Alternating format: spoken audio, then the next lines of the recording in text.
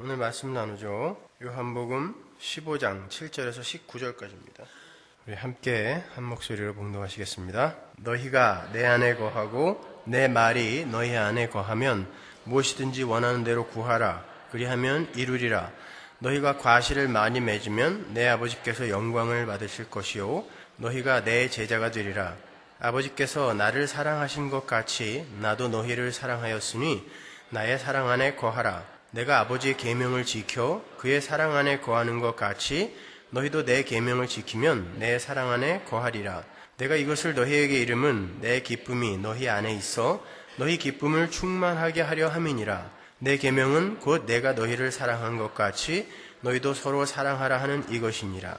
사랑이 친구를 위하여 자기 목숨을 버리면 이에서 더 큰 사랑이 없나니 너희가 나의 명하는 대로 행하면 곧 나의 친구라. 이제부터는 너희를 종이라 하지 아니하리니 종은 주인의 하는 것을 알지 못함이라. 너희를 친구라 하였노니 내가 내 아버지께 들은 것을 다 너희에게 알게 하였음이니라. 너희가 나를 택한 것이 아니요 내가 너희를 택하여 세웠나니 이는 너희로 가서 과실을 맺게 하고 또 너희 과실이 항상 있게 하여 내 이름으로 아버지께 무엇을 구하든지 다 받게 하려 함이니라. 내가 이것을 너희에게 명함은 너희로 서로 사랑하게 하려 함이로라. 세상이 너희를 미워하면 너희보다 먼저 나를 미워한 줄을 알라. 너희가 세상에 속하였으면 세상이 자기의 것을 사랑할 터이나 너희는 세상에 속한 자가 아니요 도리어 세상에서 나의 택함을 입은 자인 고로 세상이 너희를 미워하느니라. 아멘. 1998년에 경북 안동에서 택지 조성을 위해서 분묘 이장을 하던 중에 조선시대에 살던 이응택이라는 사람의 미이라가 발견되었죠. 그 분묘에서는 그 사람의 아내가 자신의 머리카락을 잘라서 만든 집신 모양의 미투리와, 미투리가 뭔지는 아시죠? 애절한 사연이 담긴 편지가 아주 보존이 잘 된 상태로 발견이 되었습니다. 미투리는 병든 남편이 어서 일어나서 그 신발을 신고 쾌차한 모습을 보여주었으면 하는 염원을 담아서 아내들이 자신의 머리카락을 잘라서 이렇게 신을 만든 것을 이제 미투리라고 그러죠. 보면은 굉장히 섬뜩합니다, 여러분. 여자의 머리카락으로 집신을 만들어 놨다고 생각해 보세요. 그것만 보더라도 그 아내가 죽은 남편을 얼마나 사랑했는지 짐작이 갑니다. 근데 거기에서 발견된 편지를 보면 그 아내의 사랑이 정말 애틋해요. 제가 읽어드릴게요. 적어왔는데 한번 보시겠어요? 원희 아버지께, 아들이 원희였나 봐요. 아직 태어나지 않은 아들인 것 같아요. 이 아들은요. 당신 언제나 나에게 둘이 머리 휘어지도록 살다가 함께 죽자 하시더니 어찌 나를 두고 당신 먼저 가시나요? 나와 어린아이는 누구의 말을 듣고 어떻게 살라고 다 버리고 당신 먼저 가시나요? 당신 나에게 어떻게 마음을 가져왔고 난 당신에게 어떻게 마음을 가져왔었나요? 함께 누우면 언제나 나는 당신에게 말하곤 했지요. 여보, 다른 사람들도 우리처럼 서로 어여삐 여기고 사랑할까요? 남들도 정말 우리 같을까요? 어찌 그런 일들 생각하지도 않고 나를 버리고 먼저 가시나요? 당신을 여의고는 아무리 해도 나는 살 수 없어요. 빨리 당신에게 가고 싶어요. 나를 데려가 주세요. 당신을 향한 마음을 이승에서 잊을 수 없고 서러운 뜻 한이 없습니다. 내 마음 어디에 두고 자식 데리고 당신을 그리워하며 살 수 있을까 생각합니다. 이 내 편지 보시고 내 꿈에 와서 자세히 말해주세요. 당신 말을 자세히 듣고 싶어서 이렇게 글을 써서 넣어드립니다. 자세히 보시고 나에게 말해주세요. 당신 내 뱃속에 자식 낳으면 보고 말할 것 있다 하고 그렇게 가시니 뱃속에 자식 낳으면 누구를 아버지라 하라시는 거지요? 아무리 한들 내 마음 같겠습니까? 이런 슬픈 일이 또 있겠습니까? 당신은 한갓 그곳에 가 계실 뿐이지만 아무리 한들 내 마음같이 서럽겠습니까? 한도 없고 끝도 없어 다 못쓰고 대강만 적습니다. 이 편지 자세히 보시고 내 꿈에 와서 당신 모습 자세히 보여주시고 또 말해주세요. 나는 꿈에는 당신을 볼 수 있다고 믿고 있습니다. 몰래 와서 보여주세요. 하고 싶은 말 끝이 없어 이만 적습니다. 병술년 1586년이에요. 6월 초하룻날 집에서 아내 올림. 어떠세요? 남편을 향한 아내의 사랑이 정말 애틋하죠. 우리가 지난주에도 살펴봤지만 성경은 끊임없이 우리 성도들에게 포도나무의 열매로서의 사랑을 요구하고 있어요. 정말 우리 성도는 모두 이런 종류의 사랑을 열매로 요구받고 있는 걸까요? 여러분, 이 편지를 좀 깊이 한번 묵상을 해보세요. 여기에 남편에 대한 사랑이 적혀 있다고 그러는데 제 눈에는 나밖에 없어요. 그렇죠? 전부 납니다. 당신이 가는 바람에 내가 이 모양이 됐으니까 책임져 라는 소리로밖에 안 들려요, 저한테는요. 근데 사람들은 이거를 갖다가 금세기 최고의 연서라고 그렇게 너스레를 떱니다. 세계 3대 악처 중에 하나인 몰리라는 여자와 평생을 살아야 했던 요한 웨슬레가 자기 아내가 죽은 뒤에 이런 종류의 편지를 썼을까요? 그는 하나님의 사람입니다. 그렇다면 반드시 사랑이라는 열매를 맺었어야 해요. 그러니까 이응택의 아내가 자기 남편의 시신의 손에 쥐어진 그런 애절한 편지 정도가 아닌 눈물의 사부곡을 불렀어야 옳지 않습니까? 사랑이라는 것이, 성경이 말하는 사랑이라는 것이 이런 종류의 사랑이라면 요한 웨슬레도 그 거장도 아내가 죽었을 때 아무리 3대 악처지만 이런 노래 하나쯤은 불렀어야 되는 거 아니에요? 요한 웨슬레의 아내는 죽는 날까지 그 모난 성격을 요만큼도 고치지 못했다라고 전기 작가들이 기록하고 있어요. 시시때때로 남편의 머리카락을 뿌리가 뽑힐 정도로 한 주먹씩 손에 쥐고 있었다 그래요. 그리고 남편을 모독하고 괴롭혔습니다. 집회를 하고 있는 자리에 와이프가 저 뒤에서 뛰어나오면서 왜 당신 집회하는데 여기 나오냐 그랬더니 내가 당신 일에 이렇게 끼어들 존재가 못 되냐고 거기서 오히려 삿대질을 했다 그러죠. 그건 아주 유명한 일화예요. 내가 네 와이프인데 내가 이 사람들보다 덜 중하냐? 이렇게 이야기한 거예요. 이 사람들 때문에 내가 할 얘기를 지금 나중으로 미뤄야 돼? 이런 거예요. 아일랜드 북쪽 어떤 마을에 이르렀을 때 감리교 순회 전도자들이 전부 같이 보고 있는 상태에서도 그녀는 남편의 머리채를 휘어잡고 남편을 질질 끌고 다녔다 그래요. 그게 결혼한 지 딱 1년 반 되었을 때랍니다. 그러니까 그 후로 수십 년 동안 어떻게 살았는지 눈에 선하죠. 어느 날 순회 전도 집회를 마치고 집에 돌아왔을 때 웨슬레는 아내의 죽음을 보게 됩니다. 웨슬레가 집회에 나갔을 때 아내가 늙어 죽어요. 그때 웨슬레가 남긴 유명한 말이 있습니다. 당신이 평생 내 가슴에 꽂은 비수를 하나하나 세어본다면 아마도 내 남은 인생을 모두 거기에 써야 할 것이요. 얼마나 한이 맺혔으면 죽은 사람 앞에서 이렇게 얘기를 하겠어요. 그러나 당신은 하나님이 나에게 주신 최고의 선물이었소. 많은 이들이 아내조차 변화시키지 못한 못난이라 손가락질을 해대기도 했지만 만일 당신이 변하여 순종하는 아내가 되었더라면 아마도 나에게 주신 하나님의 능력은 그 즉시 사라졌을 것이오. 이거 문자 그대로 해석하시면 안 돼요. 당신은 나의 거룩과 겸손을 만들기 위한 하나님의 선물이었소. 어째 좀 잔인하다 싶은 생각이 안 드십니까, 여러분? 이건 연민이죠, 그죠? 웨슬레의 아내는 죽는 날까지 예수를 구주로 고백하지 않았습니다. 자기 남편은 세계 최고의 부흥사예요. 나가면 수천 명이 하나님을 믿겠다고 돌아오는데 정작 아내는 죽는 날까지 남편이 전하는 예수를 안 믿고 죽었습니다. 그냥 평생을 웨슬레를 괴롭히는 역할만 하다가 어느 날 그 소임을 다 하고 하나님에게 불려갔어요. 불려가서 따뜻한 곳으로 갔겠죠. 절대 천국은 못 갔을 거예요. 그죠? 예수 안 믿었으니까. 그때 웨슬레의 반응은 굉장히 담담했습니다. 자기 아내는 자신을 훈련하기 위해 하나님이 세우신 훈련 교관이라는 사실을 인식하게 되자 그냥 그 하나님의 처사에 순종한 거예요. 어떻게 치워달라고 할 수가 없었기 때문에 그냥 순종해버린 거예요. 자, 이곳에 계신 여자분들 남편에게 그런 대우 받고 싶으세요? 그건 사랑이 아닌 것 같지 않습니까? 예수를 믿는다는 사람이 웨슬레처럼 그러면 안 되잖아요. 그건 무관심에 가까운 겁니다. 어떻게 보면은. 하나님의 사람은 그럼에도 불구하고 이응택의 아내처럼 전심으로 아내를 사랑하고 있어야 되는 것 아닙니까? 그게 열매라면. 아무리 자기의 머리채를 휘어잡고 자기를 질질 끌고 다닌다 할지라도 하나님의 사람은 하나님이 열매 맺는다고 했으니까 그 열매가 사랑이라면서요. 아내가 죽었을 때 여보 날 두고 먼저 가다니 당신 그리워 나 이제 어떻게 사나 이런 노래 좀 불러야 되는 거 아니에요? 성경이 요구하는 사랑은 우리가 알고 있는 사회적 공감에 의해서 만들어진 그런 종류의 사랑이 아니라는 거예요. 성경이 우리에게 요구하는 사랑은 이응택의 아내의 사랑 같은 그런 종류의 사랑이 아니라 웨슬레의 것과 같은 사랑을 말합니다.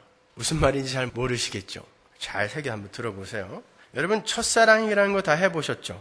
그때는 정말 가슴에 불이 붙어서 그냥 활활 타는 것 같지 않습니까? 저야 뭐 첫사랑하고 결혼을 했기 때문에 전혀 뭐 그런 기분을 모르지만 근데 지금은 왜 이렇게 담담하시죠? 그 첫사랑이 지금도 그렇게 눈만 감으면 그냥 가슴을 철렁하게 만듭니까? 아니죠. 그러면 그 사랑의 정체는 도대체 뭡니까, 여러분? 하나님이 원하시는 사랑은 그런 감동적인 격동이나 동정 혹은 연민 정도의 것이 아니에요. 매력에 대한 반응, 그 정도가 아닙니다. 하나님이 하나님의 열심으로 성도의 삶의 열매로 맺으시는 사랑이라는 열매는요, 자기를 완전히 비워낸 자들에게서 나오는 항복과 겸손과 겸양에서 격발이 되는 거예요. 요한 웨슬레는 바로 그 사랑으로 아내를 사랑했던 거예요. 요한 웨슬레는요, 하나님의 주권에 완전히 항복해서 그 하나님이 허락하신 상황이고 사람이라면 당연히 감사함으로 받아야 하는 것이며, 왜? 나는 하나님께 항복하니까. 그분이 나에게 뜻하는 것은 내 삶 속에 당연히 이루어져야 된다라고 나는 믿고 있으니까, 나는 이미 그렇게 성숙했으니까 그걸 당연히 감사함으로 받는단 말입니다. 그리고 그렇게 쓰이다가 가는 사람과 나라는 사람이 별로 다를 바가 없는데 유독 나만을 찾아와서 나를 사랑하시고 선택하신 그 하나님에 대한 그 사랑에 대해서 감사하고, 그 선택에서 제외된 다른 이들에게 미안한 마음과 송구스러운 마음과 연민의 마음을 가지고 그 사람을 대하는 것, 그것을 사랑이라고 합니다. 개걸하여 말하여 바로 그러한 자세에서 나오는 모든 행위, 그것을 사랑이라고 그래요. 자기 부인에서 격발된 것, 그러니까 자기 사랑에서 벗어난 자에게서 나오는, 자아 숭배교에서 벗어난, 자기 사랑에서 벗어난 그 사람에게서 나오는 자연스러운 하나님 사랑과 이웃 사랑, 그걸 사랑이라고 그래요.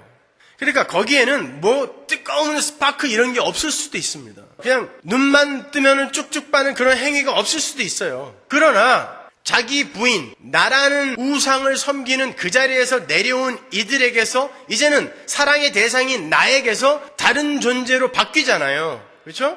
거기에서 나오는 모든 행위들을 사랑이라고 해요, 성경은. 제가 지금부터 다시 포도나무의 열매에서 출발하여 사랑까지 끌고 가서 사랑과 그 미움의 정의를 구체적으로 내려보도록 하겠습니다. 우리가 지난주까지 공부한 바에 의하면 성도가 맺어야 할 열매는 단순히 도덕적이며 윤리적인 착한 삶이 아닌가라 그랬습니다. 그러면은 간디나 슈바이처가 우리보다 훨씬 좋은 곳에 가야 돼요. 아울러 열매의 본질로 거론이 된 그 사랑 또한 우리가 생각하는 그러한 종류의 사랑이 아니었어요. 뿐만 아니라 종교적인 열심이나 의도적으로 종교화된 그러한 삶, 그런 것도 하나님이 맺으시는 열매 아닙니다. 한 군데 보고 갈까요?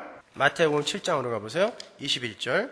나더러 주여 주여 하는 자마다 천국에 다 들어갈 것이 아니요 다만 하늘에 계신 내 아버지의 뜻대로 행하는 자라야 들어가리라. 그날에 많은 사람이 나더러 이르되 주여 주여 우리가 주의 이름으로 선지자 노릇하며 주의 이름으로 귀신을 쫓아내며 주의 이름으로 많은 권능을 행치 아니하였나이까 하리니 그때 내가 저희에게 밝히 말하되 내가 너희를 도무지 알지 못하니 불법을 행하는 자들아 내게서 떠나가라 하리라. 주의 이름으로 선지자 노릇하고 주의 이름으로 귀신 쫓고 주의 이름으로 많은 권능을 했어요. 어디서 했을까요? 교회 안에서 한 것입니다. 예배당 안에서 한 거예요. 그런데 이런 행동을, 이런 행위를 많이 내놓은 이들이 지금 예수님 앞에 가갖고 따지고 들었단 말입니다.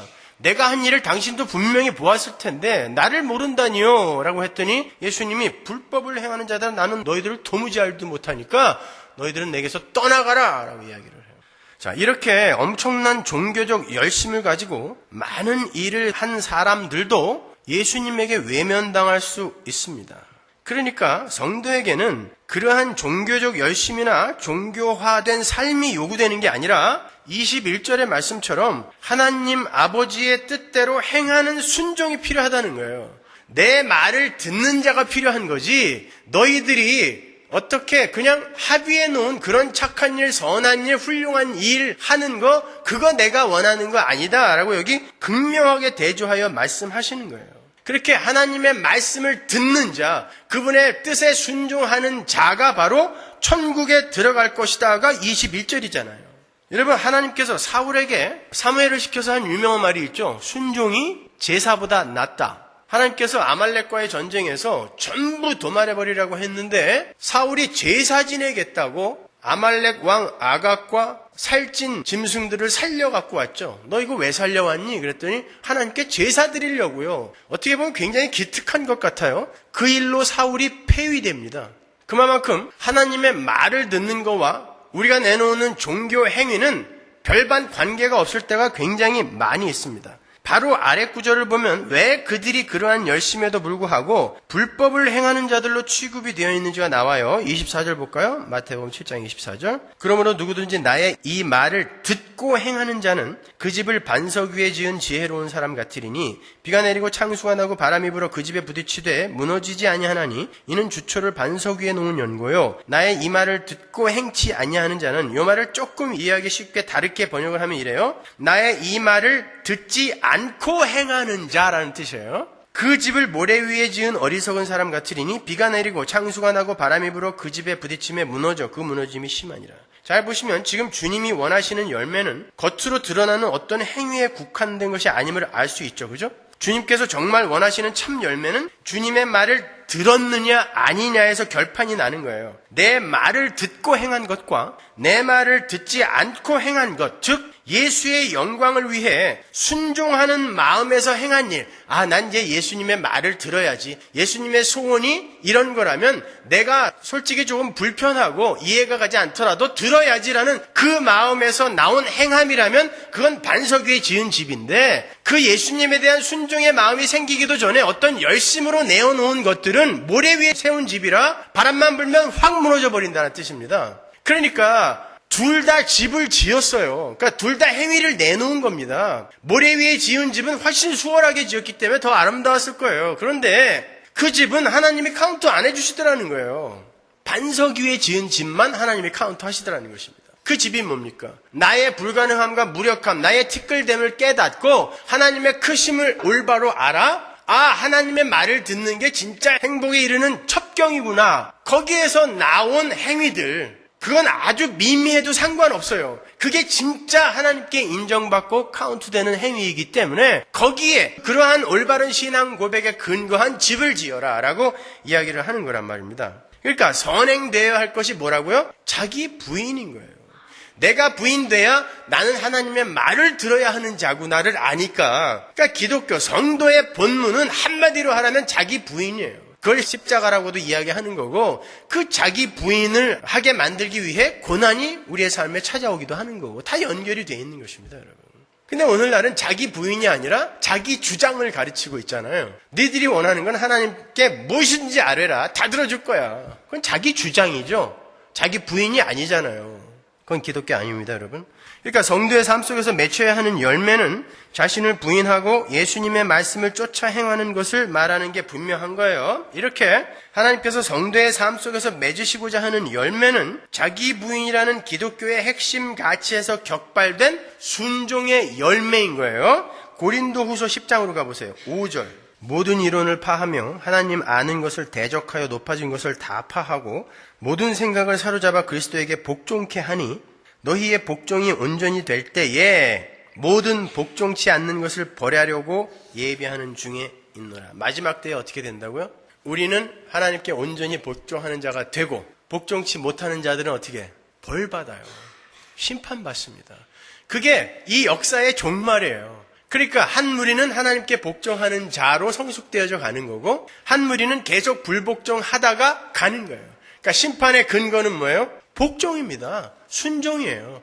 순종은 어디서 격발되는 거다? 자기 부인에서. 그러니까 하나님은 우리를 지금 우리의 옛사람을 부인시켜가는 그 인생을 우리에게 허락하시는 거예요. 이 인류의 역사는 전부 자기 부인으로 점철이 되어야 되는 것인데 하나님이 택한 어떤 무리에게서만 그 일이 일어나고 있는 것입니다.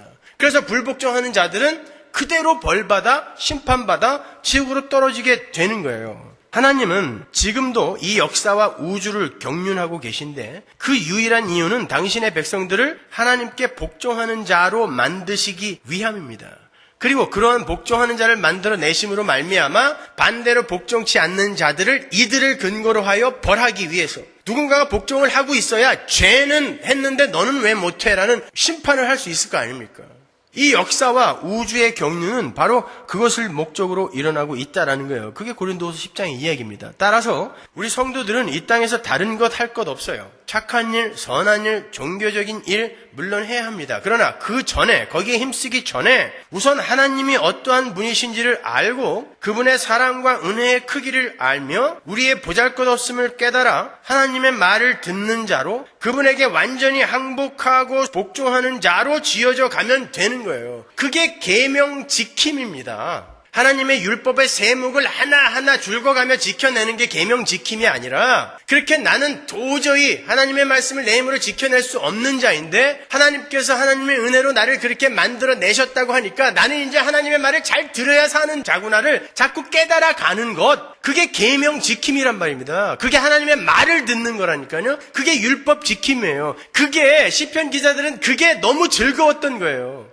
나는 여전히 이 모양인데 하나님께서 나를 그 자리로 끌고 가신다고 하니까 내가 이렇게 부인이 되니까 나는 하나님의 말을 들어야 행복한 자구나라는 게 자꾸 드러나잖아요. 그러니까 그 말을 듣는 게 진짜 행복한 거구나. 그게 진짜 복음이구나. 나는 이 모양인데 하나님이 그렇게 만들어내신다고 약속하시고 그렇게 만들어가고 계시니 하나님의 말을 듣는 게 얼마나 기쁘고 감사한 거냐. 그래서 율법이 나에게 즐거움이라 라고까지 이야기한 거예요.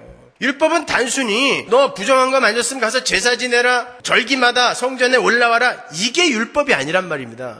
율법은 하나님의 마음을 알아들이는 거라 그랬죠. 하나님이 너를 얼마나 사랑하는지 그 마음을 알아들이는 것, 거기에 이르는 다리예요, 율법은요. 그리고 그 전체는 사랑으로 수렴이 되는 거라 그랬잖아요. 그렇죠? 그러니까 우리가 우리 자신을 사랑하는 것에서 벗어나는 그 상태가 율법을 지키는 상태인 거예요. 하나님의 말을 듣는 상태인 거예요. 하나님의 마음을 알아들이는 상태인 거예요. 하나님은 정말 이렇게 크신 분이고 우리에게 이런 은혜를 부으시길 원하시는 분인데 우리는 여전히 이 모양이기 때문에 하나님이 그 은혜를 잠깐이라도 거두시면 우리는 큰일 나겠구나. 이게 율법 지킴입니다. 이해가 가세요? 이게 사랑하는 거예요, 여러분. 예레미야 11장 4절 보세요. 이 언약은 내가 너희 열조를 쇠풀무 애굽 땅에서 이끌어내던 날에 그들에게 명한 것이라. 하나님께서 이스라엘을 그 애굽에서 꺼낼 때 뭐라고 명했는지 그 수많은 명령의 핵심을 요약하여 여기다가 기록하는데 뭐예요? 곧 내가 이르기를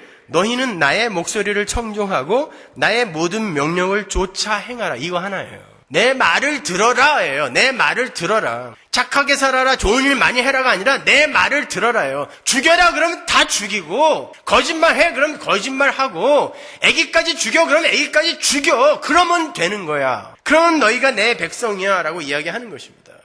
예수를 믿은 지 얼마 안 되신 분들은 저게 무슨 소린가 지금 하실 텐데 끝까지 잘 들어보세요. 하나님께서 당신의 백성들의 자격 조건을 명확히 밝히세요. 뭐라 그래요? 내 말을 들어라.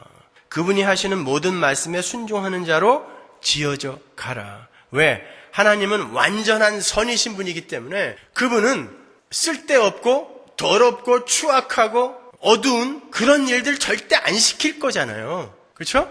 그런 믿음도 없이 우리가 하나님의 말을 들을 수는 없어요. 그게 하나님이니까 그분의 말을 듣고 내 판단, 내 평가 다 내려놓고 그분의 말을 듣는, 내 욕심, 내 소원, 내 야망 다 내려놓고 그분의 말을 듣는 자, 그렇게 확 비워내는 것, 그게 바로 하나님 나라 백성들의 삶이라는 것입니다. 그러한 이들이 모여서 하나님의 인도하에 그 하나님의 최고의 선을 누리며 사는 곳을 천국이라고 하는 거예요.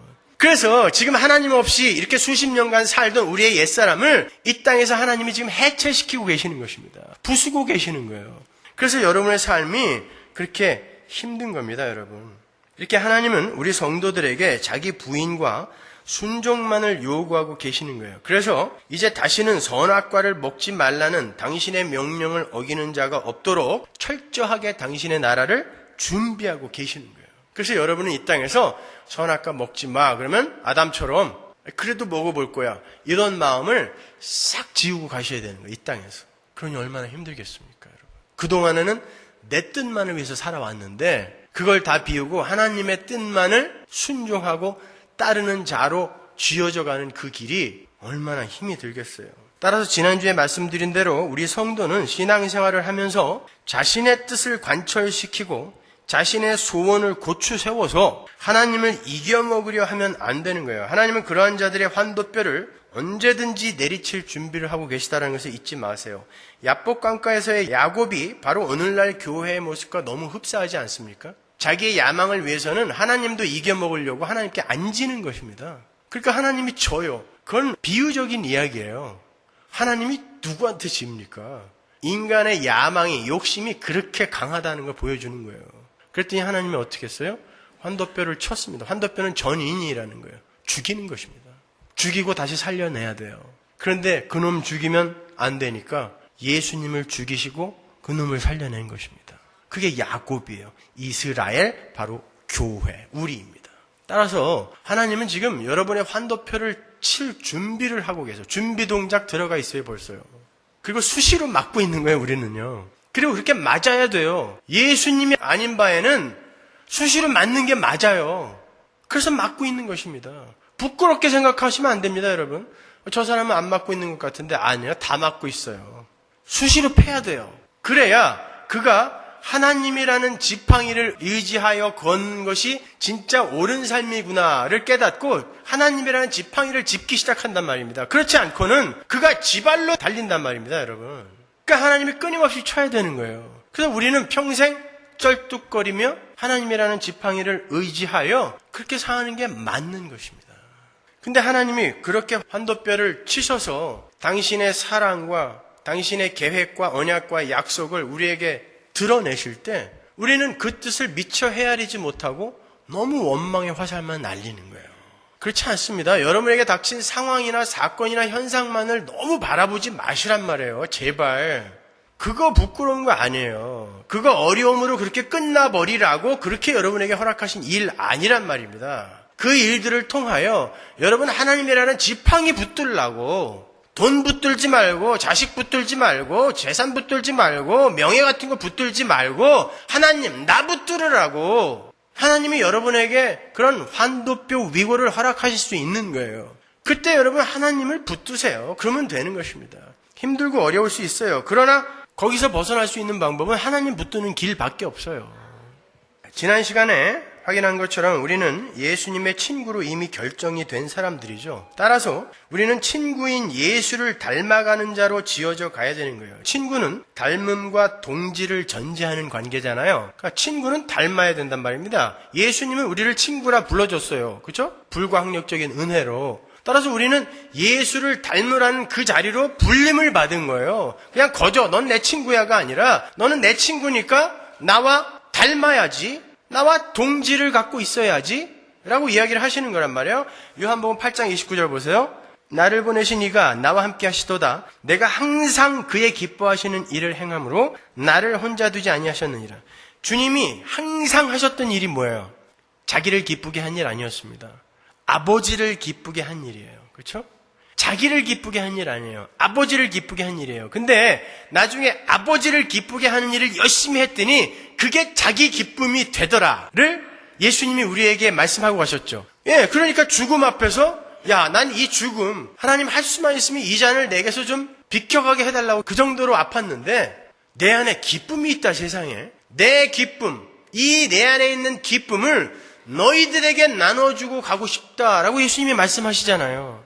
나는 내 기쁨을 조차 사는 게 진짜 기쁜 삶인 줄 알았어요. 그런데 어느 날 하나님의 뜻을 조차 조금 손해보고 조금 희생하고 조금 용서해주고 조금 더 품어주고 했더니 그게 글쎄 나에게 기쁨이 돼. 이런 간증들 많이 들어보셨죠? 그리고 실제로 그런 삶을 사는 분들도 있는 걸 제가 알고 있습니다, 여러분. 어떠세요? 여러분이 손해본 삶이 맞습니까? 아니에요, 여러분. 여러분이 그때 그런 희생 안 하고 그런 돈 안 썼어도 다른 쪽으로 반드시 나가게 돼 있어요. 내가 개런티 해드릴게요, 그거. 여러분이 하나님이 청지기로 맡기신 것을 제대로 제 곳에 안 쓰면요, 하나님은 다른 방법으로 찾아가십니다. 왜? 하나님이 나의 거룩에 정해놓으신 분량, 재물의 분량이라든지 아니면 무슨 여러 가지 이 세상 것들의 어떤 분량은 이미 정해져 있습니다, 여러분. 그러니까 그것이 제대로 적재적소에 나눠지지 않을 때에 하나님은 다른 방법으로 여러분에게서 강제로 뺏어가세요. 그러니까 그건 여러분이 절대 손해본 게 아니에요. 엉뚱하게 다른 사고라든지 어떤 사건을 겪어서 뺏길 거 기쁘게 남에게 나눠주면서 미리 흩어버린 거, 그게 왜 손해입니까? 그게 이익이란 말이에요. 그 기쁨을 안 자가 마치 마약에 중독된 것처럼 나누고 손해보고 희생을 하는 거예요. 하나님이 우리에게 착하게 살아라, 거룩하게 살아라, 도덕적이고 윤리적인 선한 그런 본보기가 되어라, 여러 곳에서 이야기하시는 건 그렇게 살면 너희들이 기쁘기 때문에 그런 거야 라고 우리에게 요구하는 거지, 그렇게 안 살면 죽여버릴 거야가 아닙니다, 여러분. 그럼에도 그렇게 살지 못하는 우리의 모습을 보면서 우리는 정말 탄식의 기도를 드리는 거예요, 하나님 앞에. 가슴을 치는 거죠. 그런데 어느 날 내 삶 속에서 그런 것들이 조금씩 나도 모르게 격발이 되어 나오고 죄에 대해서 그렇게 지나치게 고민하는 나의 기특한 모습을 보면서 하나님이 진짜 내 안에서 어떤 일을 하고 계시는구나를 깨달아가는 거예요. 그 감사에 조금 더 변하게 되는 것이고 그렇게 되는 것입니다. 그래요. 우리는 그래서 일을 하는 거예요. 교회를 그래서 하는 거예요. 감사해서 하는 거예요. 이거 하면 누가 알아줄까 봐 아닙니다, 여러분. 우리 윤 집사님 지금 키모테라피 어저께 받고 그 기계를 아직도 달고 계세요. 3일 동안 받아야 되는데 수요 예배 파워포인트 하신다고 그 기계를 지금 달고 여기 와서 앉아 계십니다, 여러분. 이건 지나친 극성이에요.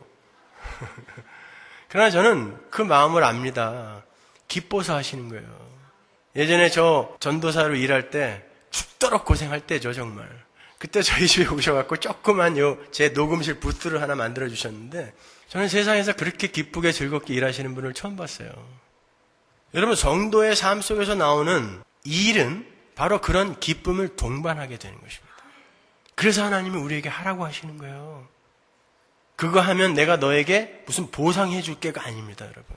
이미 그 일을 함과 동시에 우리는 보상을 받는 거예요. 예수님이 그렇게 기쁘셨어요. 보세요. 요한복음 6장 38절 보십시오.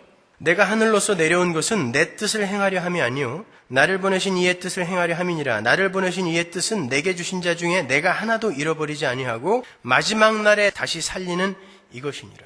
예수님은 하나님께서 시키시는 일, 즉 하나님이 창세전에 택하셔서 예수님께 주신 당신의 백성들을 모두 살려서 건져 올리라는 그 말씀에 순종하여 이 땅에 오셨대요. 그건 십자가라는 독배를 마시는 거였고 음부의 고통을 몸소 겪어야 하는 무서운 일이었어요. 지옥에 내려가는 일이었단 말입니다. 요즘 이재철 목사님이 그 이야기 하나 잘못해갖고 지금 이단으로 고발이 되어 있는데 제가 2년 전인가 거기에 대해서 말씀드렸죠. 우리의 말씀을 한번 드린 적이 있었는데 그 대목 빨리 빼야 되는데 그런데 결국은 걸렸어요. 근데 사도신경에서 예수님이 descended into hell, 지옥에 내려갔다라는 것은 제가 나중에 설명해 드리겠지만 진짜 그 문자적으로 그 지옥에 내려갔다는 그런 말 아니에요, 여러분. 우리 사도들이 무슨 바보입니까? 그 이야기 아니에요. 제가 베드로서 설명할 때 자세히 설명해 드렸었잖아요. 예수님이 옥에 내려가셨다라는 게 무슨 뜻인지. 예수님은 지옥을 경험하신 거예요. 우리가 가야 할 지옥을 경험하신 거예요. 그래서 그분이 돌아가실 때 천지가 새카맣게 변한 거예요. 어둠, 지옥이로 변한 거예요. 이게 겨우 3시간이 아닙니다. 그럼 겨우 3일? 아니요, 겨우 3일 아니에요. 우리에게는 겨우 3시간, 겨우 3일일지 모르지만 전지전능하신 이 천지를 만드신 하나님에게 3일은요, 그건 말할 수 없는 큰 대가인 것입니다, 여러분. 하나님이 3일을 지옥을 경험하셨다는 거예요, 무덤 속에서. 근데 아버지가 원하셨기 때문에 거기에 순종하는 마음으로 이 땅에 인간의 몸을 입고 내려오시더라는 것입니다. 왜? 그게 하나님 나라의 삶의 원리거든요. 삼위 하나님의 관계 속에서는 이미 그게 이루어지고 있었거든요. 그러니까 봐라 하고 내려오시는 거예요. 그 자리로 우리를 끌고 가시는 것입니다. 네 뜻, I don't care. 내 뜻을 쫓아야 돼. 왜? 하나님인 내가 최고의 선이잖아. 거기에 네 뜻이 섞이게 되면 이게 어떻게 될지 몰라. 그러니까 네 뜻은 빼. 내 뜻을 좇는 자가 되어야 된다는 것을 하나님과 예수님과의 관계 속에서 보여주시는 것입니다. 예수님도 하나님인데 무슨 예수님의 뜻과 예수님의 결정이 하나님의 일에 크게 방해가 되어서 그런 관계를 설정하신 게 아니라 우리에게 보여주시려고요. 너희를 친구인 예수를 조차 그렇게 만들려고 하는 거야를 보여주기 위해 하나님의 말씀에 완전히 말도 안 되는 그런 일 같은 그 일에 완전히 순종하는 모습을 성경이 보여주고 있는 거란 말입니다. 우리는 그 자리로 가는 거예요. 빌립보서 2장 5절 보세요. 너희 안에 이 마음을 품으라. 곧 그리스도 예수의 마음이니 그는 근본 하나님의 본체시나 하나님과 동등됨을 취할 것으로 여기지 아니하시고 오히려 자기를 비워 종의 형체를 가져 사람들과 같이 되었고 사람의 모양으로 나타나셨으며 자기를 낮추시고 죽기까지 복종하셨으니 곧 십자가에 죽으심이라. 이름으로 하나님이 그를 지극히 높여 모든 이름 위에 뛰어난 이름을 주사. 이 대목을 잘 보시면 7절에 있는 자기를 비어 종의 형체를 가졌다라는 것은 능동태죠. 근데 8절에 보면 사람의 모양으로 나타나셨다는 수동태예요. 그러니까 예수님이 우리를 구원하러 오시는 문제에 있어서 자기를 비워 종의 형체를 가지는 능동적 순종이 앞서 있고요. 그 능동적 순종에 하나님의 뜻이 덮여지는 것입니다.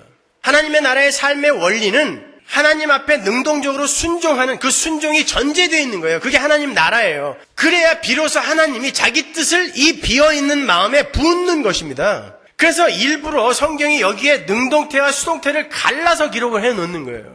하나님 나라는 그렇게 예수처럼 자기를 완전히, 자기 뜻을, 자기 소원을 완전히 비워낸 상태에서 하나님이 자기의 뜻을 붓는 거야를 보여주는 거예요. 그래서 때로는 여러분이 이게 맞는 것 같은데 내 40년 신앙의 경력으로 보아 판단으로 보아 이게 옳은 일 같은데 하나님이 안 들어주실 때가 굉장히 많이 있죠. 그렇죠? 그건 그 일이 옳고 그른 것에 대한 그런 평가나 판단이 문제가 아니라 그럼에도 불구하고 네가 옳다라고 생각하는데도 문둥병자가 하나님 나 좀 고쳐주세요. 이게 당연한 요구인데도 불구하고 하나님의 소원이 들어지는 것이 진짜 참 선이며 그것이 참 하늘의 복이라는 것을 우리에게 깨닫게 해주기 위해서 그게 당연한 것 같은데도 너 그럼에도 불구하고 내 뜻에 순종할 수 있어? 네가 이해가 안 가는데 내 뜻에 그래도 순종할 수 있어? 라고 물으시는 거예요. 근데 사람들은 그때가 되면은 나는 예수 믿는 사람 아닌가? 왜 하나님이 대답을 안 하셔? 왜 반응이 없어? 이렇게 나온단 말이에요. 뭔 반응이 없어요? 하나님이 그거 아니라고 대답하시는 건데 선명하게 소리쳐 외치시는 건데 반응이 없어? 침묵하셔? 아니란 말입니다. 거기에서 하나님은 여러분의 순종, 여러분의 엎드림, 굴복, 항복을 요구하시는 거예요. 우리는 근데 그 사건에만 집중해 있기 때문에 이게 왜 해결이 안 되는 거야? 이게 왜 여전히 이 모양이야? 그걸로 하나님을 판단한다니까요. 아니란 말입니다. 어디서부터 뜯어 고쳐야 되는지 모르겠어요, 도대체. 그러니까 맨날 목사한테 묻는 게 이게 하나님의 뜻일까요? 아닐까요? 그걸 내가 어떻게 알아요? 그러나 제가 분명히 말씀드리지만 여러분이 결정한 그게 하나님 뜻입니다. 왜? 하나님은 어떤 일을 통해서도 자기 자식을 당신의 백성으로 지어가는 데에 도구로 쓰시거든요. 그게 하나님의 뜻이에요. 근데 어떤 게 나한테 유익하고 어떤 게 나에게 유익을 더 많이 갖다 주며 어떤 게 내가 고생을 좀 덜하고 편안하게 가는 길일까를 내가 생각하고 물으니까 어떤 게 하나님이 원하시는 길일까? 거짓말. 그게 하나님이 원하시는 길이 뭔가가 진짜 궁금해서 하시는 질문이에요? 어떤 게 편안하게 가는 길일까를 묻는 거 아닙니까? 그거 아니란 말입니다. 여러분, 기독교는요. 하나님이 원하신다면 불 속에라도 들어가. 노래는 잘들 하잖아요. 뭐 불 속에라도 들어가. 어떻게 들어가? 불 속에. 예, 불 속에라도 들어가게 만들기 위해 작은 불들을 여러분 삶 속에 허락하는 것입니다. 그때에 감수하세요. 열심히 기도했더니 하나님이 들어주셨어. 야, 요런 것이 하나님의 뜻이구나. 배우세요, 그때는 또. 그리고 하나님은 진짜 자기 자녀의 기도를 이렇게 응답하시는구나. 들으세요. 그런데 그렇게 응답하셨던 하나님이 왜 당연한 것 같은 이 요구에는 안 들어주실까? 요거는 하나님이 나에게 지금 순종을 가르치시려고 하시는 건가 보다. 다 이익이에요. 응답돼도 이익, 안 돼도 이익. 성도의 삶에는. 전부 자기에게만 포커스를 두고 있으니까 자기의 뜻대로 되지 않으면 하나님도 언제든지 갖다 버려요. 고려장이 있으면 하나님 벌써 그냥 여러 차례 갖다 버려졌을 거야. 필요 없으니까. 내 삶에 내가 원하는 걸 들어주지 않는 노인네 무엇을 집에다 둡니까? 나랑 별로 친하지도 않은 걸. 그분이 누군지도 잘 모르잖아요. 갖다 버리는 거지 뭐. 그렇지 않아요? 자, 그렇게 예수님은 일단 자신의 뜻을 비우고 하나님께 복종하는 상태가 되어서 그 빈 자아에 하나님 아버지가 무엇을 담아도 순종을 하실 수 있었던 거예요. 그러나 결국 그 뜻이 최고의 선으로 결론이 났잖아요. 하나님이 죽어. 그래서 죽었는데 그게 최고의 승리였지 않습니까? 그죠? 하나님 말 들었더니 그렇게 되더라는 거 보여주는 거예요. 너희가 이해가 안 간다 할지라도 들어봐. 말 들어봐. 순종해봐. 그 처지 순응해봐. 그게 진짜 승리로 결판이 난다라는 거 하나님이 반드시 보여주실 거다. 우리에게 말씀하시는 것입니다. 그게 십자가인 거예요, 여러분. 따라서 하나님의 백성들은 자기를 비워내는 일을 일생의 과업으로 삼아야 돼요. 그리고 하나님께서 그 빈 그릇에 어떤 뜻을 담으시던지 간에 오롯이 순종을 해야 됩니다.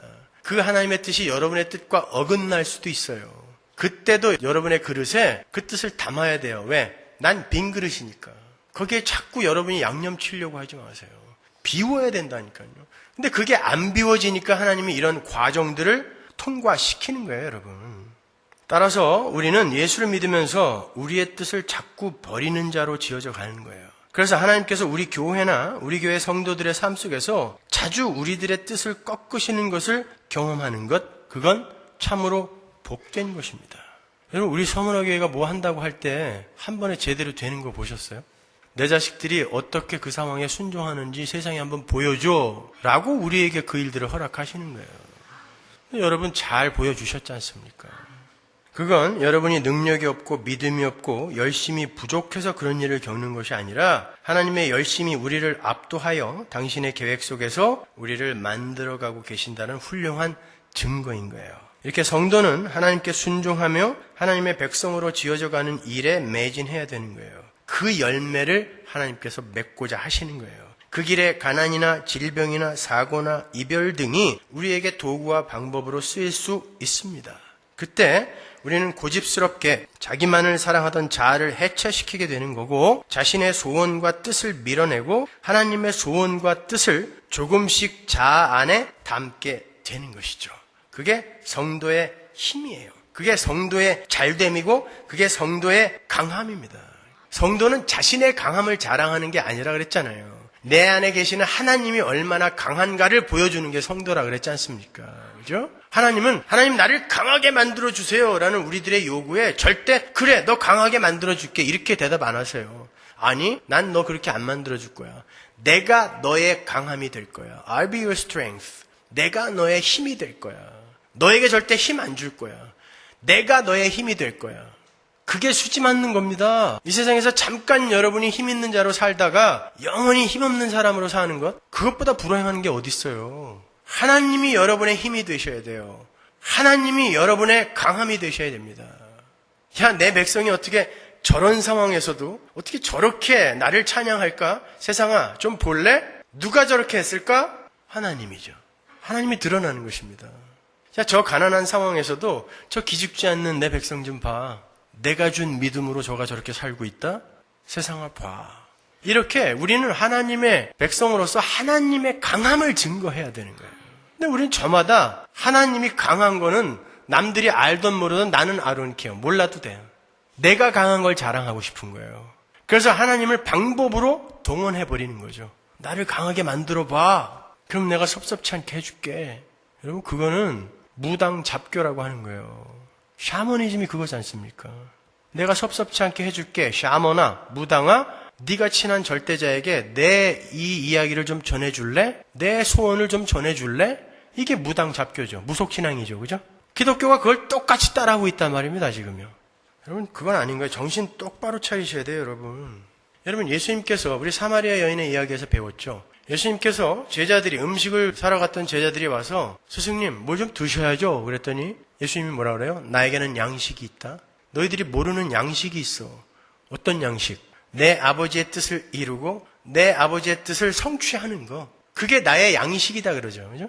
여러분 양식과 음식은 다른 겁니다. 음식은 기호와 관계 있는 말이지만 양식은 생존에 관계 있는 말인 거예요. 양식이 없으면 죽습니다. 생존과 존재와 힘, 에너지, 그게 양식인 거예요. 내가 살아가는 힘. 내가 살아가는 힘은 너희들이 말하는 그런 빵 같은 음식이 아니라 이 세상의 것이 아니라 나는 하나님의 뜻을 행하고 하나님의 뜻을 성취하는 것을 양식으로 삼고 있어. 그게 내 힘이야. 그게 나의 양식은 따로 있어 라는 말인 거예요. 뭘 먹는다는 얘기야? 그렇게 생각하시면 안 돼요. 내 힘은, 내가 이 세상을 살아가는 힘은, 내 생존의 근거는 하나님의 말을 잘 듣고 그분의 뜻을 성취하고 그분의 뜻을 이루는 게 내 양식이야. 그게 내 힘이야. 근데 우리는 이 세상의 음식, 이 세상의 힘을 많이 공급해 주는 걸 그걸 내 힘으로 삼겠다고 하나님께 아각거리고 있는 거예요. 아니에요. 여러분 보세요. 나를 보내신 이의 뜻을 행하고 그분의 뜻을 성취하는 게 내 양식이다, 내 힘이다라고 예수가 이야기했죠. 근데 예수님이 하나님이 나를 보낸 것처럼 내가 그들을 보냈다 그래요. 요한복음 17장에 가면. 그리고는 요한복음 6장에서 뭐라 그러냐면 내가 너희들의 떡이다 그러죠. 그러면 뭐예요? 연결을 한번 해보세요. 우리의 양식은 우리를 보낸 예수 그리스도의 뜻을 행하는 것이라는 뜻이죠. 그게 우리가 예수를 먹는다라는 뜻입니다. 그러니까 예수가 우리의 삶에 우리의 거룩을 완성하기 위해서 어떤 일을 허락한다 할지라도 또 어디로 가라 한다 할지라도 어디에 살라 한다 할지라도 그 뜻을 좇아 사는 게 우리의 양식, 그게 내 힘이어야 돼요. 너 평생 이렇게 못난 상태로 이렇게 예수 믿다가 와. 너 평생 이렇게 약한 상태로 예수 믿다가 와. 너 평생 이렇게 가난한 상태로 예수 믿다가 와. 너 돈 좀 만지는 그 자리에서 예수 한번 교만하지 않고 믿다가 와. 이거 전부 하나님이 허락하시는 상황들이란 말입니다. 그리스도인의 삶 속에 우연은 결코 있을 수 없어요. 우발적인 사건은 없습니다. 하나님이 전부 허락하시는 거예요. 하나님의 장중 안에서 일어나는 것들입니다. 그렇다면 나에게 지금 허락된 이 모든 사건들과 상황들과 정황들이 지금 하나님의 인도하심에 이끌려가는 그 과정 속에서 주어진 거잖아요. 그때에 내가 그래요, 주님의 뜻이 내 삶 속에서 이루어지다 하고 가는 게 나의 힘이어야 되는 거예요.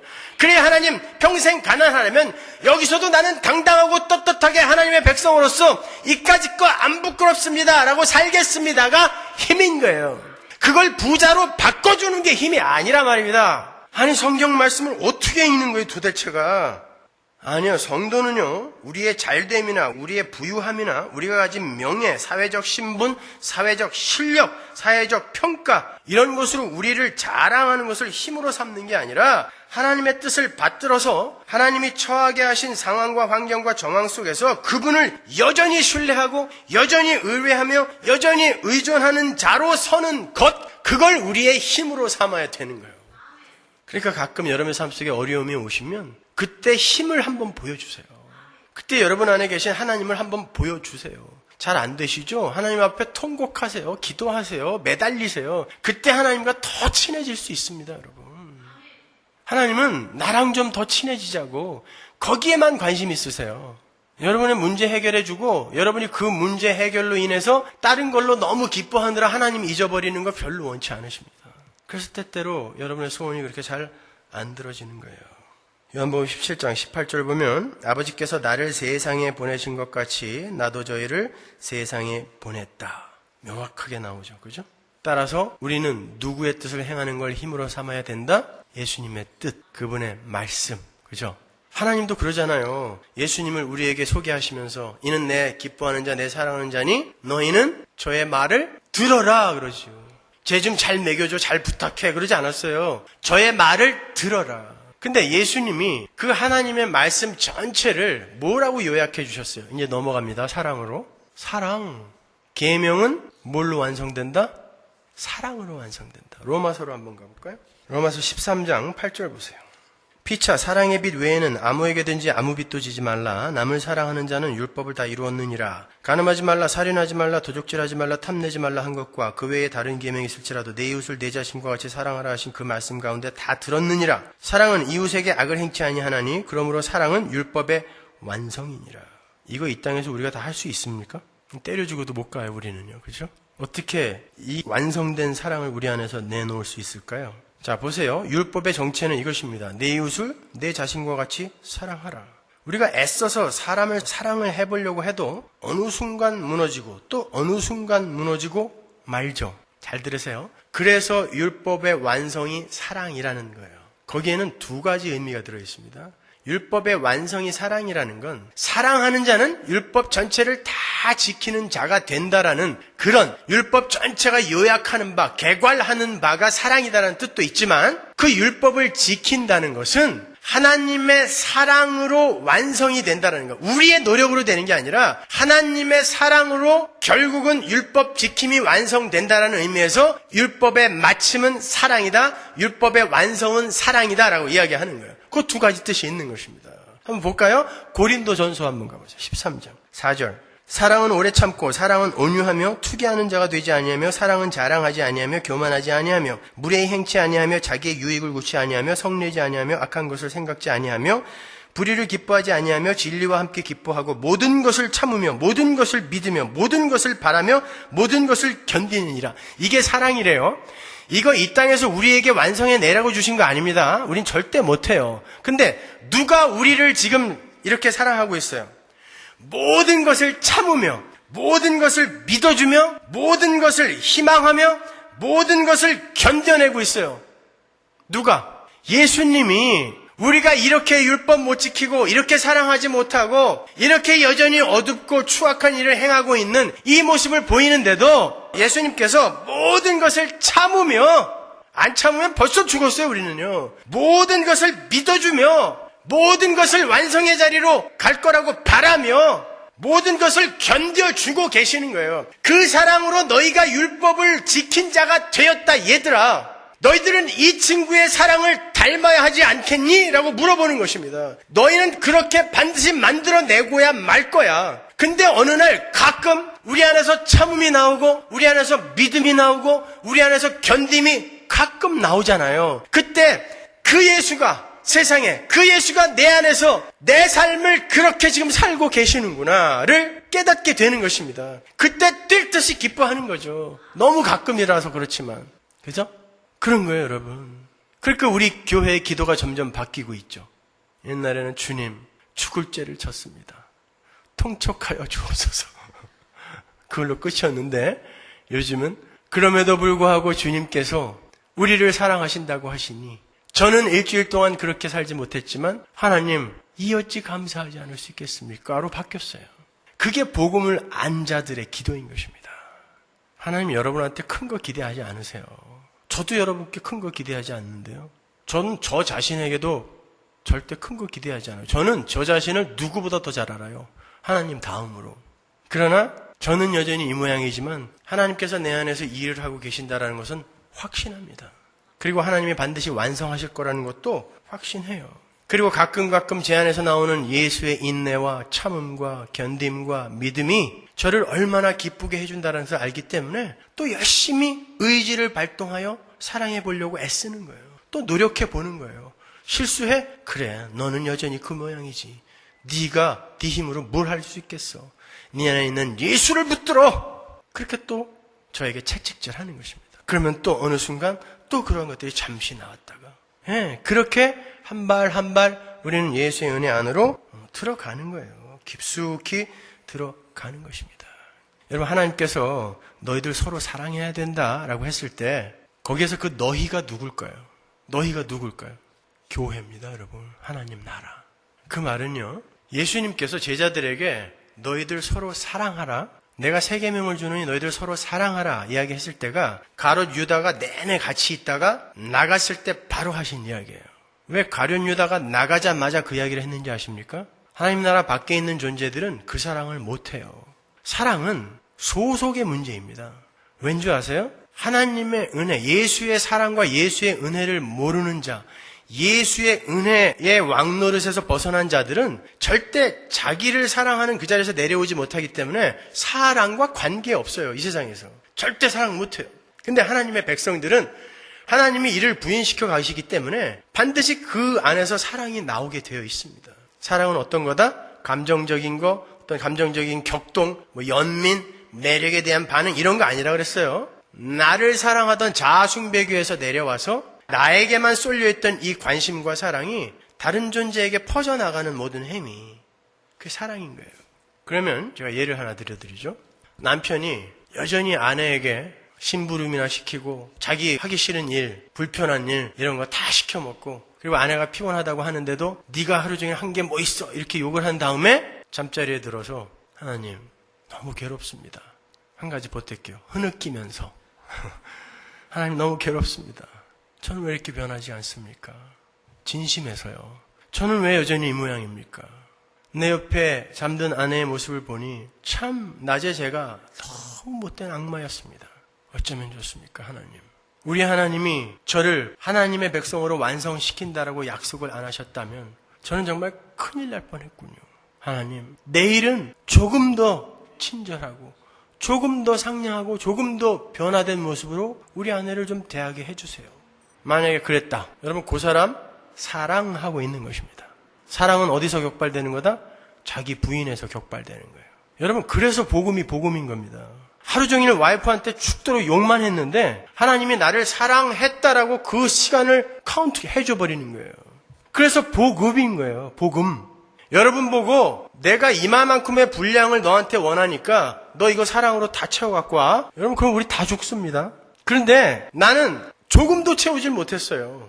여전히 똑같은 모양으로 나에 대해서 실망만 했고 세상에게 폭로당해버렸어. 나의 어두움을. 나는 내 가슴을 치면서 나는 왜 여전히 이 모양인가? 그런데 어떻게 이 상황에서 그 복음이 믿겨질까? 그런데 왜 나는 이렇게 성숙하지 못할까? 그 고민이야말로 여러분이 지금 하나님의 말을 듣는 것이며 여러분이 지금 하나님을 또 이웃을 사랑하고 있는 것이며 여러분이 계명을 지키고 있는 거예요. 여러분 그 역사를 이해하셔야 됩니다.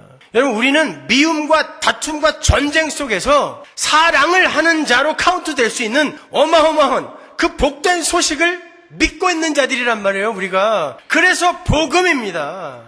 하나님은 그렇게 우리를 취급하세요. 그렇게 우리를 조금씩 바꿔 가시는 거예요. 예수님만 놓지 않으시면 돼요. 그리고 한 가지 잊지 말으실 거, 하나님이 그렇게 원하시는 삶, 그것이 진짜 우리에게 기쁨을 가져다주고 안식과 평안과 평화를 갖다 준다라는 거 절대 잊지 마세요. 줘주세요. 섬겨주세요. 나눠주시고 희생하십시오. 용서하시고 착하게 삽시다. 그 길이 진짜 행복한 삶이라는 거 한번 사람들한테 보여줘 보자고요. 야, 저 사람은 뭐 바본가 봐. 왜 맨날 저렇게 손해보면서 사람들을 갖다가 이렇게 먹이고 섬기고 그럴까? 그때 여러분이 진심에서 우러난 행복을 한번 보여주시란 말입니다. 그게 교회가 할 일이에요. 그 일을 하나님 앞에 내어놓아 하나님 저 잘 살았죠? 여기다 써먹으라는 게 아니라니까요. 기쁘라고요. 여러분 기쁘라고. 그러나 그런 일 여러분이 단 한 건도 내놓지 못한다 할지라도 하나님은 여러분을 안 버리신다라는 거 그것도 잊지 마세요. 하나님의 은혜는 이 세상 그 어떤 것도 덮을 수 있습니다. 보자기 아시죠? 저는 보자기를 참 좋아합니다, 여러분. 요즘은 그 보자기를 잘 안 쓰는데 진짜 귀한 선물은 한국에서도 보자기에다가 이렇게 싸다 주는 거 아세요? 보자기는요, 어떤 모난 것도 또 어떠한 모양도 다 쌀 수 있어요. 하나님의 은혜는 바로 보자기 같은 것입니다. 모든 걸 다 쌀 수 있어요. 여러분이 아무리 악한 일을 저질렀다 할지라도 하나님은 하나님의 은혜의 보자기로 여러분을 감쌀 수 있습니다. 그때 하나님 앞에 항복하세요. 하나님 맞습니다. 그 하나님의 은혜의 보자기가 없었다면 저는 이렇게 벌거벗겨져서 백일하에 드러나 죄인됨을 폭로당하여 지옥으로 떨어질 뻔했습니다. 예, 지옥에 벌거벗고 가야지 뭐. 사우나에 옷 입고 들어간 사람 없잖아요. 그 부끄러운 모습이거든요. 그리고 들어가는 거예요. 우리는 의의 흰 옷을 입는 거죠. 예? 그리고 천국에서 영원히 행복하게 사는 것입니다.